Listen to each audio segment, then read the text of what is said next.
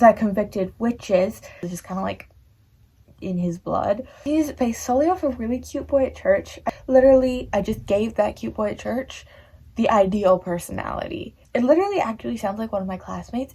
I can't remember what trauma I gave her, but I know she looks like me. So I pity the poor soul when he was 10 years old. She's called the Almighty. Hi guys, what's up? Welcome back to Hadley Unwritten. My name is Hadley, and today we're doing, I'm going to be explaining my work in progress characters badly dystopian edition. Because I have several work in progresses on the go. One's a paranormal werewolf one. This one's dystopian. I have a fantasy one that I finished the first draft of. I have a fantasy one I just started. So we got a lot of work in progresses going. So this is why this is dystopian edition. But we have 1, 2, 3, 4, 5, 6, 7, 8. Like roughly 10 characters to go through, but I don't have as much to say on them as I did on the other Explaining Things Badly video. I explained the work in progresses. If you want to see what this book is about in a really chaotic form, you can go watch that video. I just posted it, I think. I'm super excited for this because I had so much fun with the last one. So let's get into this. Also, I'm going to be painting my nails as I do this because I got new nail polish for Christmas and I've been dying to use it. So this is the color. It's really pretty. And apparently it dries in a minute, so we'll have to see if that's actually true. I'm actually filming in daylight today. Isn't that incredible? But my window's here, so like this half of my face is just darkness. First coat is done. Now we gotta wait for that to dry. And while we do that, we're gonna talk about our first character, who comes first because she's important to the rest of the characters. Okay, so this character's name is Zoe, and she's 16. Sweet little ray of sunshine with black hair and a phobia/trauma from blood, who was homeless at a point because her parents sucked, crushing on Peter, the baby of the group who everyone literally would die for, some would murder for her, super righteous, likes to journal, draw, scrapbook, whatever, and hates conflict because it reminds her of home, has the gift of giving so she can multiply whatever she has, and extremely close with Kai and never gives up on her. I feel like this isn't really explaining things badly, but more like just rapid fire explaining my characters. You know? Anyways, it's fun either way, so. It's been like maybe a minute, and they feel I said it correctly the first time. They feel semi-dry, but still kind of sticky, so. I guess it kind of works. Character 2 is Kai number 1. This is the girl Kai. There's 2 Kais in the story just for humor because I didn't know what to name them. So this is girl Kai, spelled Khai. She's 17, I think. An emotionally distant motorbike girl who watched her parents get burned at the stake by the boy she liked, so she immediately stopped liking him, only to start liking him because he cut off the head of the actual person who murdered her parents, eventually gets tortured brutally in hell and turns into a darkling, which is the thing they're trying to kill. Also fiercely protective of Zoe and has the gift of tongues, which means she can speak any language, would kill you without chipping a nail while looking like a total badass. She's like probably one of my favorite characters, I think. She's awesome. And just because she's so traumatized. Literally all these characters in this book all have some sort of trauma going on. And it's like, am I okay? Kai number 2, spelled Kai, is a boy. And he is also 17.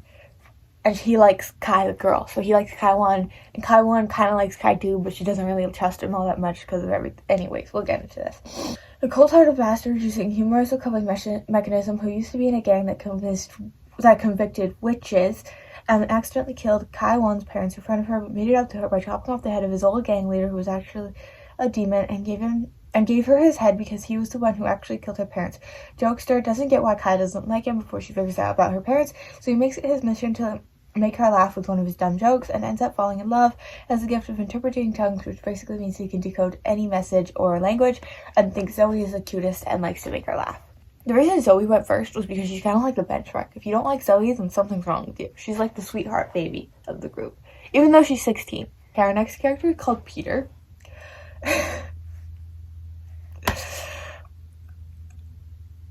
Yeah, he's also 17. We'll get into this. He's based solely off a really cute boy at church. I literally just described him and changed his personality.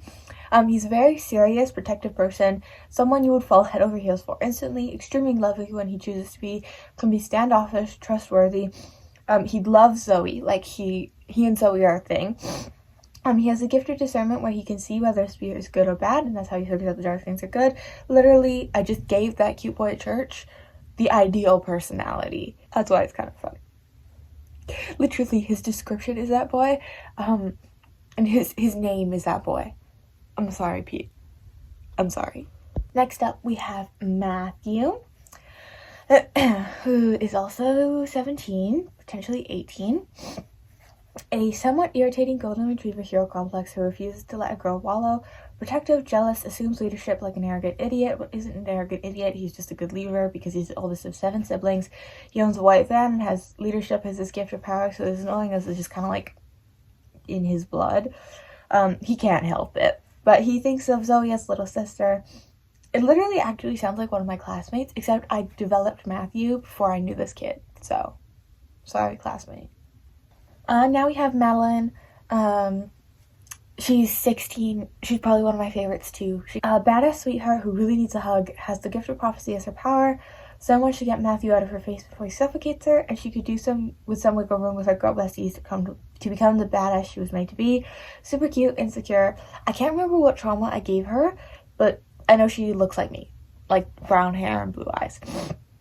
She loves Zoe as a sister or an equal and would die to protect her, the type of person who would paint her nails while driving. Like, literally one hand with the bottle on the steering wheel, dipping it in and painting her nails, you know?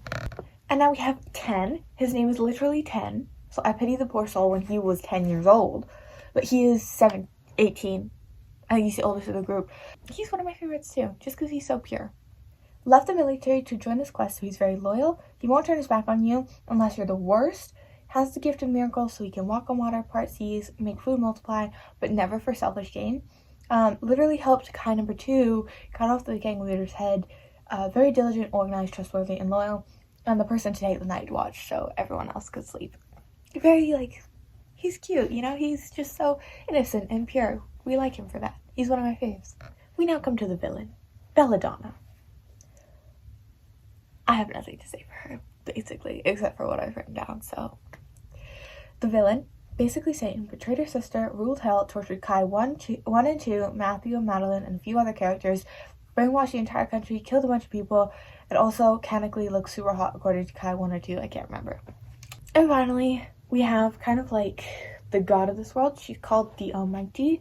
She is the god of this world. Last but not least, the god of this universe gave them all their powers, talks to and guides them. I don't know why she's not the one killing Belladonna, her sister, but maybe she's just like the Greek gods and super lazy and doesn't want to do it herself. But she has significantly better communication than the Greek gods, so we'll give her that. That is all my characters from this story. This was so chaotic and so much fun. I had so much fun writing these out beforehand, again. Just because I love to brain dump about my stories and my characters, because like my characters feel like precious, my children. I killed a character on Christmas Eve. Not in this dystopian book, in another work in progress. Yeah, that was fun.